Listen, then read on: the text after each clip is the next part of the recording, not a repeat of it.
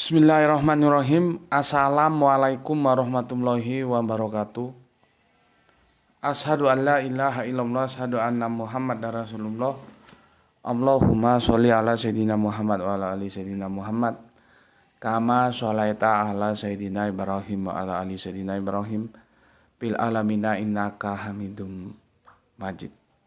Kita panjatkan dahulu doa kepada Gusti Allah ingkang Maha Agung untuk saudara kita yang telah bersolawat limpah infak dakwah di channel ini, sehingga channel ini masih dapat eksis hadir dalam ruang-ruang diskusi kalian semuanya.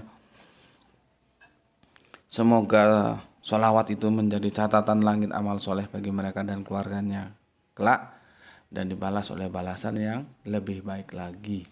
Begitu juga untuk seluruh pewerku, aku ucapkan terima kasih ya, dengan harapan semoga tetap bisa menjadi yang anti download, anti skip. Syukur-syukur bisa juga mengambil peran serta untuk men-share link dari kajian-kajian ini ya. Atas doa-doa baiknya aku ucapkan terima kasih, semoga kebaikan itu juga tercurahkan untuk kalian semuanya. Oke, kita lanjutkan kajian kita, masih melanjutkan yang kemarin ya. Kita melakukan komparasi dulu ya. Kita pilih ayat-ayat yang itu berhubungan dengan tubuh Yesus. Karena kita mau meneliti ini tubuh jasmani atau rohani. Ya. Fisik atau metafisik ini ya. Maka sekarang masuk seri yang keempat. Ya. Seri yang keempat. Aku untuk mengindonesiakan tubuh eterial itu agak sulit ya, pakai kata apa. Eterial itu memang kalau kita cari di kamus itu halus, tubuh halus. Ya. Kita masuk dimensi-dimensi halus. Kemasukan barang halus gitu. Jangan khawatir, nanti kita diskusikan juga tentang Yesus berjalan di atas air. Itu sebetulnya memang Yesus berjalan di atas air enggak sih? Gitu loh. Kita kan perlu tahu. Apa seperti iman teman Kristen itu benar-benar Yesus berjalan di atas air? Ya belum tahu juga. Kalau benar ya gimana, kalau enggak gimana. Kan? Nanti bisa juga kita lanjutkan diskusi tentang pengakuan sepihak dari Paulus yang langsung diamini oleh teman-teman Kristen bahwa dia pernah ketemu Yesus. Nah, ketemu itu dalam jasad atau fisik seperti apa sih? Belum lagi pengakuan itu benar atau tidak, kan itu perlu didiskusikan ya. Terus apalagi setelah itu yang berhubungan dengan fisik. Kalau tentang yang spektakuler kan sebetulnya yang ngasih makan 5.000 orang itu dengan 5 roti dan berapa ikan itu juga itu menarik untuk kita diskusikan, cuman itu tidak berhubungan dengan tubuh ya. Jadi mungkin kita abaikan sejenak. Artinya kalau mau kita diskusikan ya nanti kita cari waktu dan tentunya tajuknya berubah ya. Karena ini kita fokus ke tubuh dulu. Bismillahirrahmanirrahim.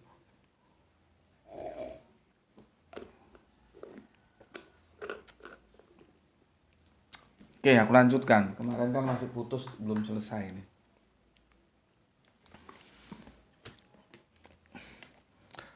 Jadi 6 hari kemudian Yesus membawa Petrus dan Yakobus dan Yohanes ya.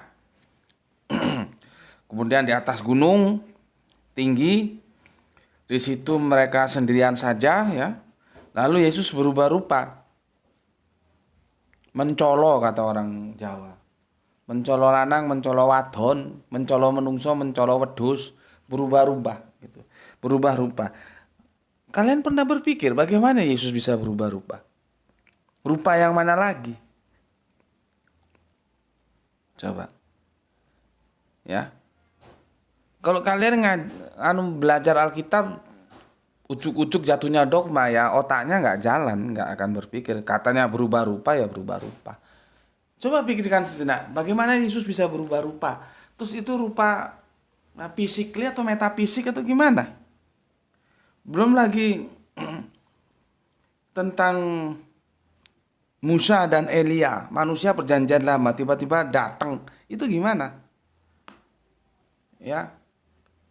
Padahal Yakobus, Petrus dan Yohanes itu ndak pernah ketemu. Kok tahu kalau itu, oh itu Musa, oh itu Elia. Itu kok bisa tahu dari mana? Ya.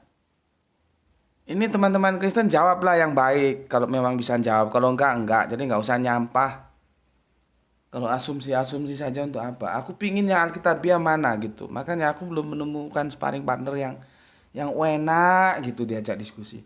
Nanti soal mau diimani atau enggak itu kan urusan masing-masing. Tapi setidaknya diajak berpikir akademis itu enak gitu loh. Kalau cuma pernyataan-pernyataan tanpa didampingi ayat dari Alkitab ya untuk apa? 10 orang itu bisa mengeluarkan 20 pernyataan. Artinya satu orang bisa 2 pernyataan. Itu sampah kalau nggak didukung oleh apa-apa yang ada dalam Alkitab. Nah, sekarang kita bertanya dong, bagaimana Elia bisa datang? Bagaimana Musa bisa datang dalam wujud apa, fisiknya apa, bagaimana Yesus berupa-rupa bagaimana? Terus Yohanes, Petrus, Yakobus kok bisa tahu kok itu Musa, itu Elia? Itu mau dijelaskan. Apa dulu nggak diajar sama pendetanya waktu sekolah Alkitab? Di sekolah minggu nggak diajarin. Coba jelasno yang ilmiah gitu loh. Bismillah.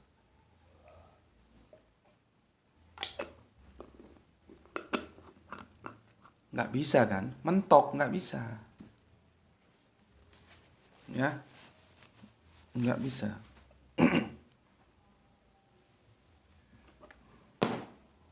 Satu masalah belum selesai lari ke masalah lain itu ciri-ciri orang bingung. Satu masalah dulu selesaikan. Karena aku sudah bilang bikin pisang goreng dulu sampai matang. Setelah itu kita makan bareng-bareng. Jangan pisang gorengnya belum selesai sudah mau bikin unde-unde. Belum masak unde-unde bikin tempe goreng. Tempe goreng belum selesai bikin tahu goreng. Kapan selesainya gitu. Ini kita selesaikan dulu. Tapi kan tidak ada. Berubah rupa itu dalam fisik kita kan ya seperti ini toh. Terus itu manusia abad perjanjian lama Musa, Elia, itu fisiknya gimana? Ada yang bisa menjelaskan? Jadi nanti kalau ada cerita kamu baca di Alkitab itu Yesus bangkit, itu otakmu langsung ngerti. Oh, sebegitu loh bangkitnya.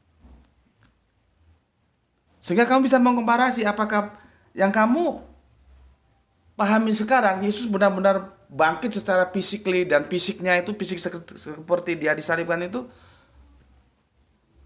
bubar itu kalau kamu ngaji benar ya. Oke, tapi kita kesini kita lanjutkan ya. Yang menarik itu di sini 9 ya. 9 yang kita masuk yang kelima sekarang. Ya. Kata Petrus kepada Yesus, "Rabi, betapa bahagianya kami berada di tempat ini. Baiklah kami dirikan 3 kemah, 1 untuk engkau, 1 untuk Musa, 1 untuk Elia." Ya. Seperti tadi, kok tahu kalau itu Musa, Elia, pernah ketemu mukanya aja belum kok ya. Yang keenam, ya.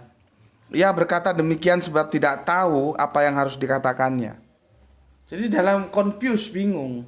Nggak ngerti kok junjunganku berubah muka ini. Ya. Tidak tahu, bingung. Ya. Terus dijelaskan karena mereka sangat ketakutan. Sangat ketakutan. Ya. Jadi adanya penjelasan sangat ketakutan itu sama dengan psikologisnya Thomas yang di sini. Jadi sesuatu yang tidak mereka perkirakan itu mereka hadapi dalam waktu sekejap itu responnya beda-beda. Kalau di sini direspon takut oleh Yakobus, Yohanes, Petrus. Kalau di sini oleh Thomas itu direspon apa? Kaget. Ya Allahku, ya Tuhanku. Nah, jadi ojo ndablek nek dikandani Thomas tidak pernah sekalipun ada dalam otaknya itu bahwa Yesus itu Allah. Enggak, salah tafsir kalian. Kenapa? Kekagetan atas sesuatu yang di luar dugaan dia. Kekagetan, ketakutan karena ada sesuatu yang di luar dia. Responnya seperti itu. Ya.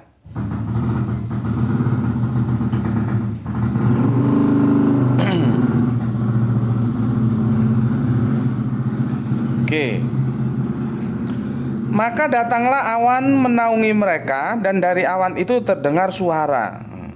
Inilah anak yang kukasihi, dengarkanlah dia. Redaksionalnya persis ketika Yesus dibaptis di Sungai Yordan. Persis. Terus itu suaranya siapa?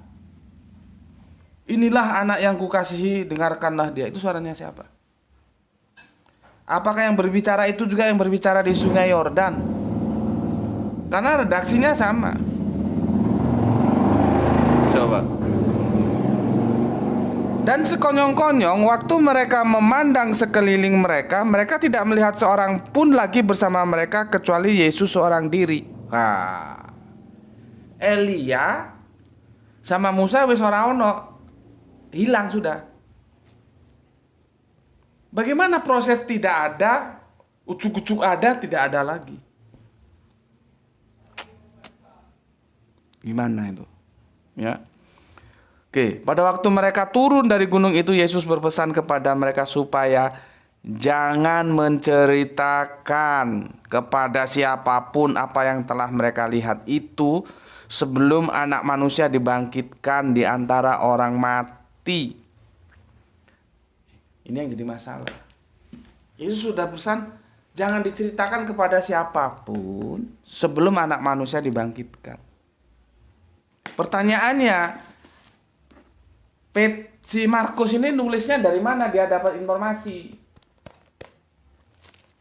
Ya, Yesus dimuliakan di atas gunung itu Markus tahunya dari mana? Padahal sudah dipesan jangan ceritakan sebelum Anak Manusia dibangkitkan. Ini kan eranya kan Anak Manusia masih belum disalib, artinya belum dibangkitkan di sini.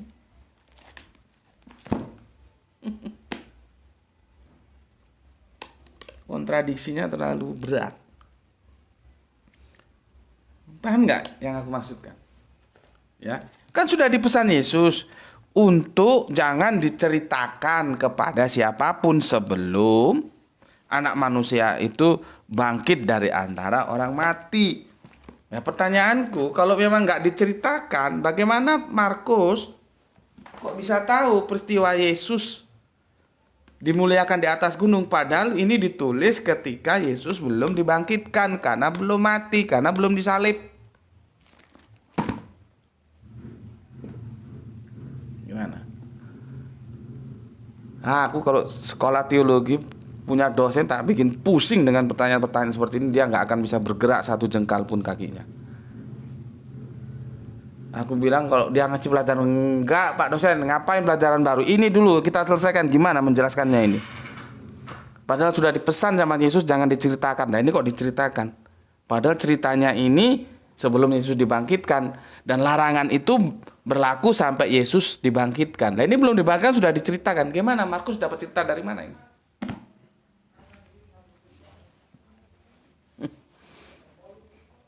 Berat bos. Ya. Oke. Akhirnya Musa raib, Elia raib. Ada yang bisa menjelaskan? Siapa itu? Kalau lah itu Musa, kalau itu Elia, tubuhnya tubuh apa itu? Mungkin kalian punya referensi lain selain eterial ini apa? Tubuh apa dia? Gitu loh. Ya. Oke. Jadi dilarang sebetulnya ya, dibicarakan. Cuman kok bisa ditulis oleh penulis Injil ini, kita heran juga. Oke, lalu mereka bertanya kepadanya, mengapa ahli Taurat berkata bahwa Elia harus datang dahulu? Jawab Yesus, memang Elia akan datang dahulu memulihkan segala sesuatu. Hanya bagaimanakah dengan yang ada tertulis mengenai anak manusia, bahwa ia akan banyak menderita dan akan dihinakan. Tetapi aku berkata kepadamu, memang Elia sudah datang dan orang memperlakukan dia menurut kehendak mereka, sesuai dengan yang ada tertulis tentang dia. Akhirnya yang menjadi fokus pembicaraan Elia, Musa tidak. Nah, terus ngapain juga Musa hadir? Ya, itu problemnya. Sekarang kita komparasi dengan paralelnya ya. Dengan paralelnya. Ini sudah jelas tadi ya. Ya. Ini dibingung oleh di atas sesuatu yang terjadi secara tiba-tiba di luar dugaan sama Thomas di sini.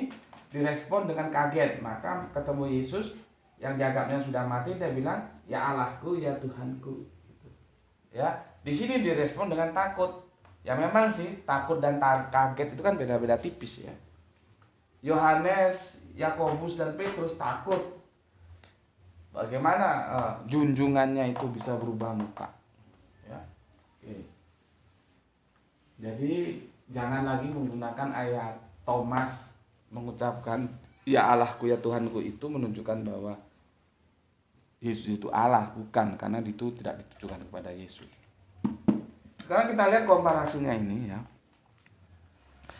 Itu di Matius 17:1 sampai 3. Ya.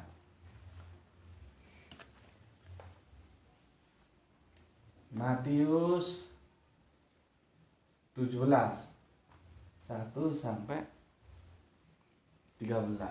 Oh, sama ya. Ini 2:13 1 sampai 13.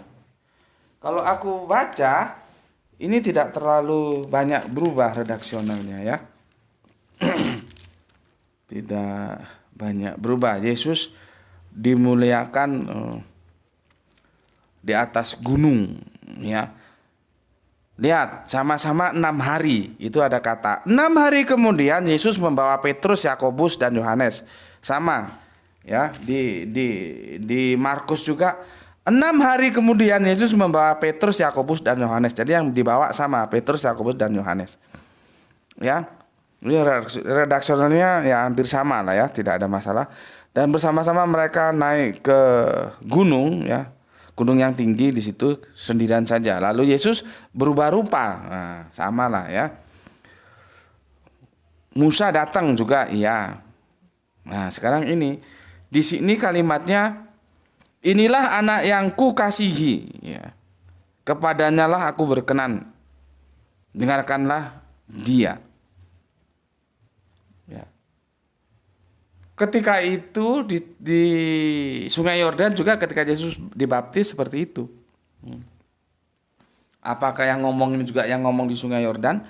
Terus ayat ini ditujukan kepada siapa? Apakah kepada Yesus, kepada Musa atau kepada Elia? Kalau kita tarik ke bawah, fokusnya menjadi Elia dia.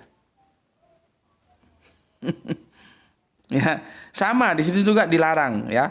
Di ayat yang ke-9, pada waktu itu mereka turun dari gunung itu, Yesus berpesan kepada mereka, jangan kamu ceritakan penglihatan itu kepada seorang pun sebelum anak manusia dibangkitkan. Sama, dilarang. Tapi ya buktinya kok bisa diceritakan. Padahal Yesus belum dibangkitkan. Oke. Itu urusan kalian lah gimana cara menjawabnya itu nggak ngerti. Oke. Karena hampir sama ya. Sama-sama 6 hari ini ya. Ini 6 hari. Ya. Ini juga 6 hari ya. Ya. Sama ini 6 hari, bedanya apa? Nggak ada yang signifikan. Terus samanya juga anak yang kukasihi,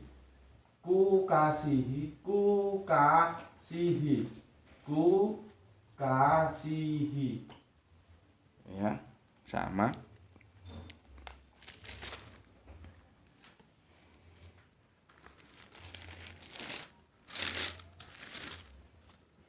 Anak yang kukasihi Sekarang kita lihat komparasinya di Lukas ya. Lukas 9:28-36. Lukas ya. Lukas piro iki? 9:28-36. 9:28 sampai 36. Ya. Lukas 9. Buka ayatmu, Alkitabmu buka supaya kamu paham ya. Lukas 9 ya. 28 36. Lihat ini ya. Nanti kamu pilih yang mana. Ini khususnya untuk teman Kristen yang kemarin tanya, katanya kitab Al-Qur'an ada pertentangan itu. Itu tidak pertentangan, Mas. Kalau kamu baca secara keseluruhan. Yang pertentangan ini loh. Gimana? Coba otakmu puterin. Gimana? Kira-kira 8 hari. Di sini 6, di sini 8. Ayo. Ayo wis. Bagaimana kamu? Yang benar 6 hari, 8 hari. Mana yang benar? Berapa hari? Tanya sama pendetamu di gereja sana, sama dosen-dosen teologimu yang sudah profesor, doktor, yang buta, yang gondrong. Bisa nggak ngerukunkan ini? Ini mana yang berbohong ini?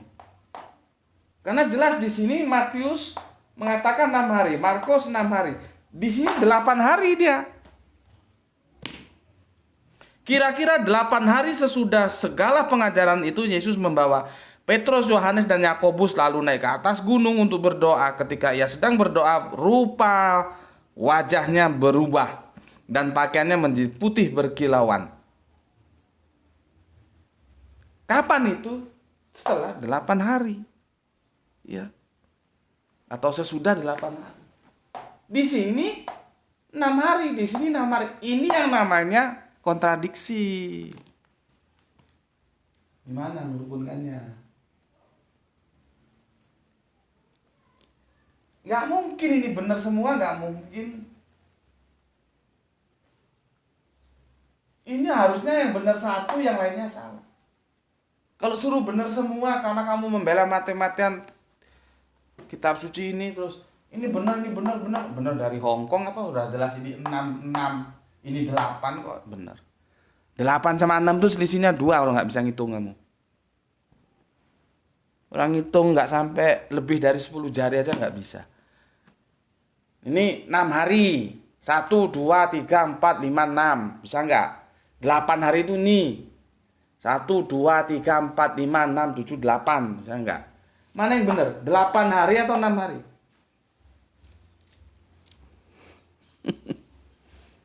Benar, kalau aku misalkan masih mahasiswa itu di sekolah Alkitab, terus aku sekolah, jelaskan Pak dosen ini bagaimana.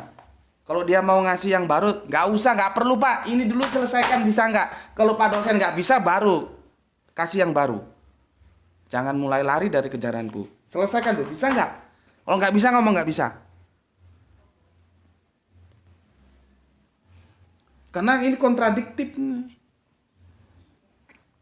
Ya. Oke.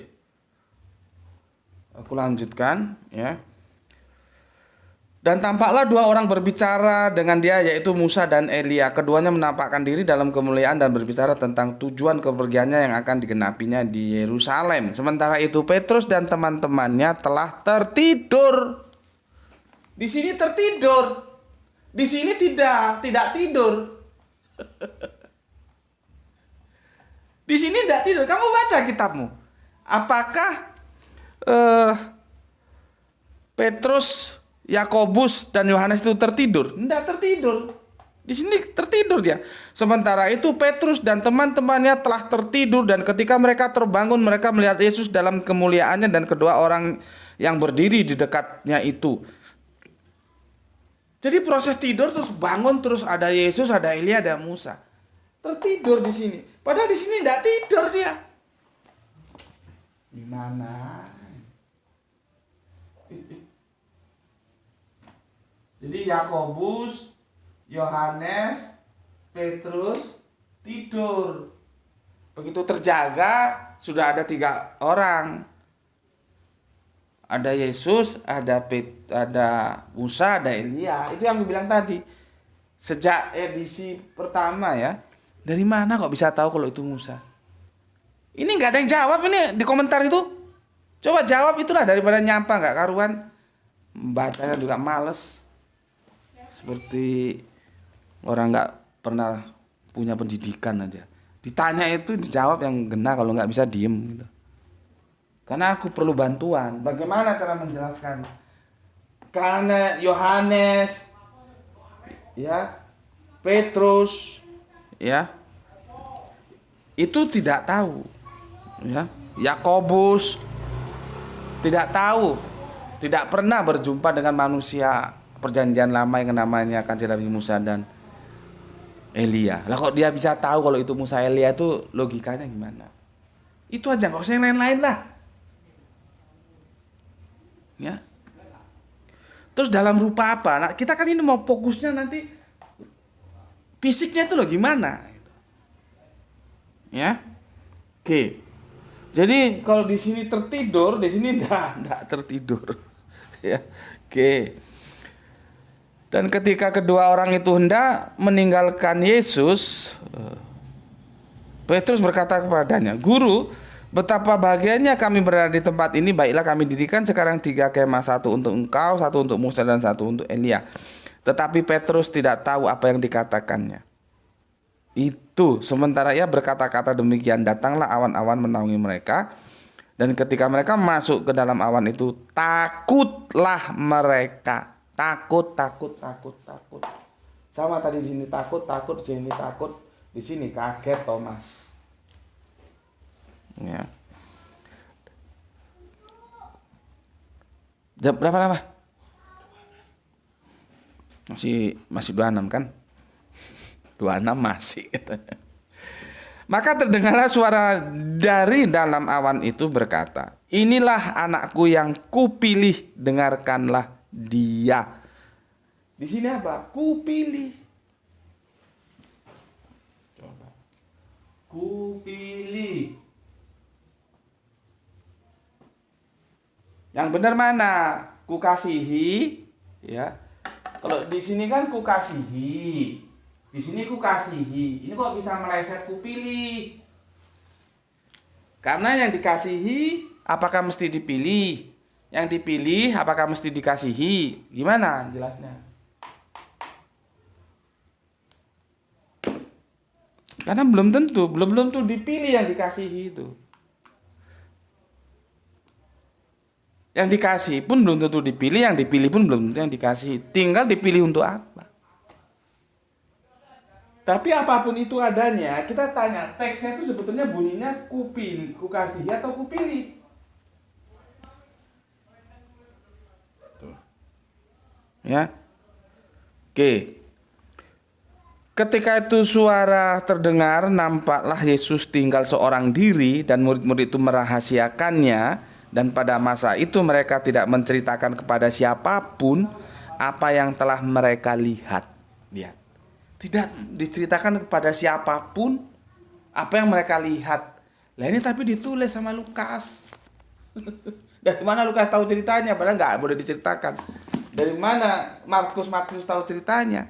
Yang menarik lagi di Injil Lukas itu Yesus tidak melarang, tapi mereka mempunyai inisiatif. Maka kalimatnya begini.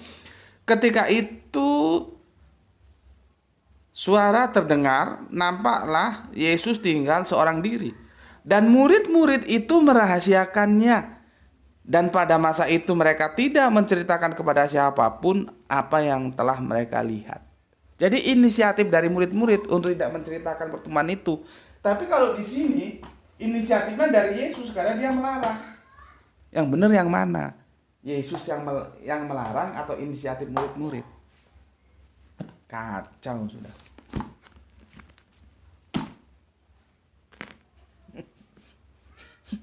Ya itu ayatnya seperti itu. Aku nggak nambahin, nggak ngurangi. Gimana cara menerimanya sebagai bahwa itu benar-benar begitu? Ya. Oke, sekarang Dari sini yang mau kita bicarakan adalah Yesus. Ya. Yesus, Musa, Elia. Ya. Ini ya. Kalau ini manusia perjanjian lama. Ini perjanjian lama. Ini perjanjian baru. Ya. Ini dah.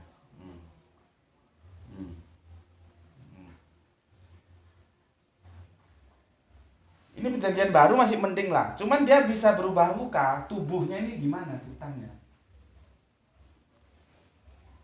Tubuhnya tuh, mukanya ini loh, gimana? Ini lebih gawat lagi. Ini perjanjian bagaimana kalau ucuk-ucuk datang itu loh. Dan ucuk-ucuk menghilang nanti. Itu tubuhnya tubuh apa? Apakah sama daging seperti kita ini? Tubuhnya apa? Tubuhnya apa? Tubuhnya apa? Ayo jawab, ada yang bisa jawab. Supaya nanti kalau kamu membaca teks Yesus itu dibangkitkan, kamu tahu, otakmu ngerti. Dibangkitkan itu pakai tubuh yang mana?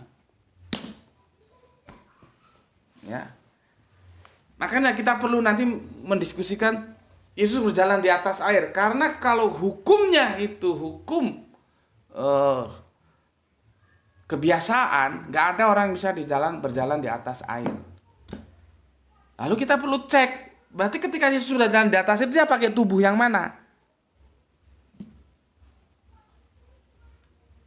Begitu juga ketika Paulus pengakuan sepihaknya yang tanpa saksi, ketemu Yesus.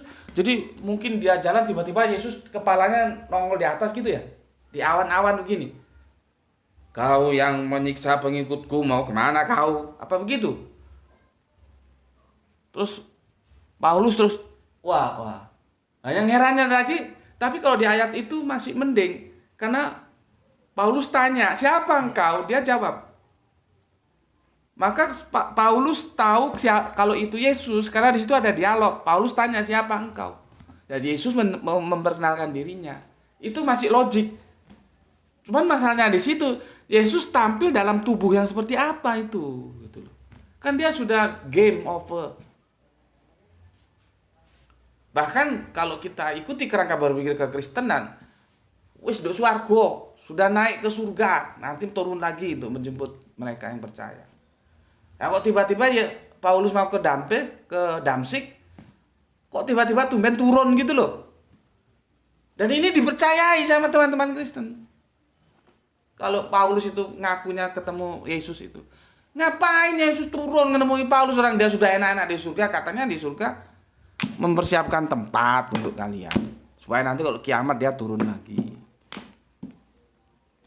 Makanya teman-teman Islam, ya, berkali-kali aku ingatkan, cobalah kalian renungi lagi tentang Kanjeng Nabi Isa mau turun lagi itu. Masa iya sih? Itu kan akidah teman-teman kita yang Kristen. Kok kamu percaya? Al-Quran nggak pernah mengatakan itu. Ya, gimana ini? Maka kalau aku, ya, ini dia tampil dalam tubuh ini loh, tubuh halus, eterial. Ya kalau kamu setuju, ya monggo. Kalau kamu nggak setuju, ya monggo, silahkan. Karena kalau dibilang eterial itu begini, dia bisa diindra, artinya ya orang melihat sih gitu. Tapi itu bukan fisik, itu metafisik gitu. Makanya aku tidak punya bahasa yang tepat untuk mengatakan eterial gitu. Kalau kita buka di kamus ya halus itu. Ya. Jadi dia hanya bisa diindra oleh penglihatan. Makanya kalau ada, ya itu sih guyon ya. Kadang-kadang kan kita bilang ini, kalau kamu ketemu orang di tengah jalan tengah malam, coba lihat kakinya. Kakinya itu menyentuh tanah enggak gitu. Kalau menyentuh tanah berarti dia manusia. Kalau enggak berarti dia itu hantu. Kan kita sering dengar gitu. Nah, itu tubuhnya tubuh apa? Itu loh. Ya. Yang jelas informasi yang kita juga sudah berantakan. Di sini terjadi kontradiksi yang nggak bisa dirukunkan ini. Ya. Di sini 6 hari sesudah ya. Di sini 6 hari. Di sini kok ujung-ujung menjadi 8. Di sini melek, di sini melek, di sini tidur. Di sini Yesus yang mengambil inisiatif untuk tidak diceritakan. Di sini murid-murid yang mengambil inisiatif untuk tidak menceritakan pertemuan yang Yesus, Elia dan Musa itu. Katakanlah mereka bertiga ya meeting gitulah ya. Supaya gampang. Kenapa? Jadi mana yang saling mengkopas ini? Sumber utamanya mana? Kalau sumber utamanya Matius, maka Lukas mengkopas dari Matius, Markus mengkopas dari Matius. Gitu loh. Kalau sumber utamanya catatannya Matius, maka kita bertanya, Matius tahu dari mana cerita itu? Kan sudah dilarang untuk tidak diceritakan. Blunder lagi. Tapi ya sudahlah, yang penting kan kita mau pelajari ini. Tubuhnya Yesus itu tubuh yang gimana? Musa itu tubuh yang gimana? Elia tubuh yang gimana? Maka aku menjawabnya, itulah yang salah gampang, eterial ini. Ya. Jadi seandainya nih ya, kita ketemu Kanjeng Nabi Musa ya, Moses dan Elia pada saat itu ya. Terus kita pegang gitu. Apakah itu nanti seperti kita megang benda gini atau langsung kempes? Tapi kan kita nggak bisa nguji orang itu terjadi pada masa lalu. Maka nanti akan menarik lagi. Dan ini tolong, ini bukan guyonan ya, ini sungguh cuman menggelitik aja. Ketika Yesus minta ikan dan itu pun bermasalah, ada bilang ikan goreng. Pada saat itu minyak dari mana untuk goreng? Di Injil lain itu nggak digoreng, di barbecue. Barbecue itu dipanggang seperti sate dibakar. Jadi ikan bakar. Cuman di Injil yang ini yang LAI ini ikan goreng. Tapi sudahlah, kita abaikan bah digoreng, bah dibakar wis. Yang jelas Yesus mau makan ikan. Pernah nggak dalam otakmu bertanya, Yesus makan ikan itu sebetulnya untuk membuktikan dia Allah, apa untuk membuktikan bahwa dia manusia? Itu kan menarik untuk kita diskusikan. Ya. Hidup ini menjadi rancu karena sudah ada yang sudah jelas itu tidak dipegang, justru memegang sesuatu yang tidak jelas. Yesus manusia itu sudah jelas tidak diperdebatkan. Ini kok masih megang yang diperdebatkan Yesus itu Allah. Ngapain?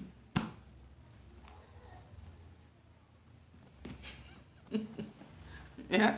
Aku sengaja memberikan banyak kritik-kritik tajam terhadap teks-teks ini supaya kita bisa mendapatkan sebuah wawasan yang itu komprehensif, tidak nanti kaku. Ya, nanti akan aku perjelas lagi bagaimana kita harus mensikapi peristiwa Yesus berjalan di atas air itu gimana. Terus gimana lagi ketika harus mensikapi yang katanya Paulus ngaku ketemu Yesus di Damsik itu gimana?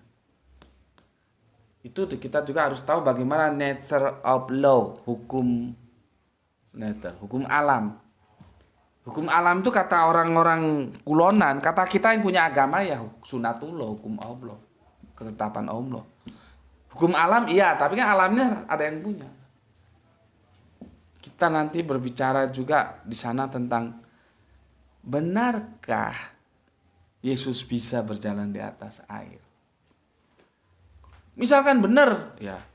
Apakah dengan Yesus bisa berjalan di atas air terus dia menjadi Allah gitu? Jangankan Yesus, ikan itu bukan hanya berjalan di atas air, di dalam air dia justru hidup. Gitu loh. Ya. Oke.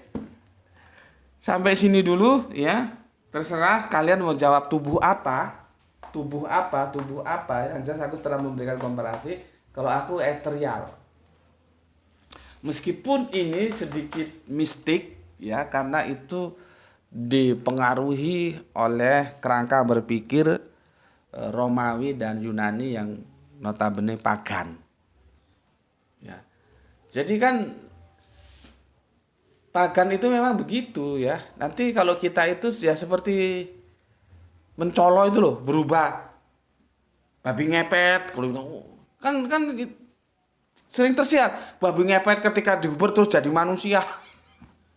Nanti ketika dia mau melakukan kengepetannya jadi babi gitu, gimana?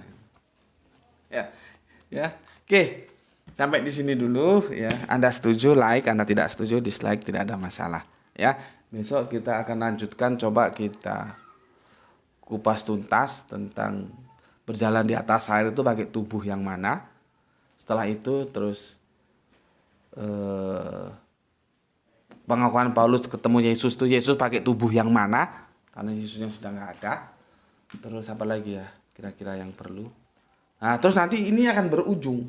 Menurut Paulus itu yang bangkit itu apakah jasad fisik seperti ini atau metafisik? Ya. Oke. Itu dulu ya. Semoga kalian semua selalu dalam barokah Gusti Allah Agung, mendapatkan rezeki yang banyak dan berkah, begitu juga kesehatan yang prima, sehingga bisa melanjutkan diskusi-diskusi kita di waktu-waktu yang akan datang. Matur nuwun, bismillahirrahmanirrahim, alhamdulillahirabbil alamin.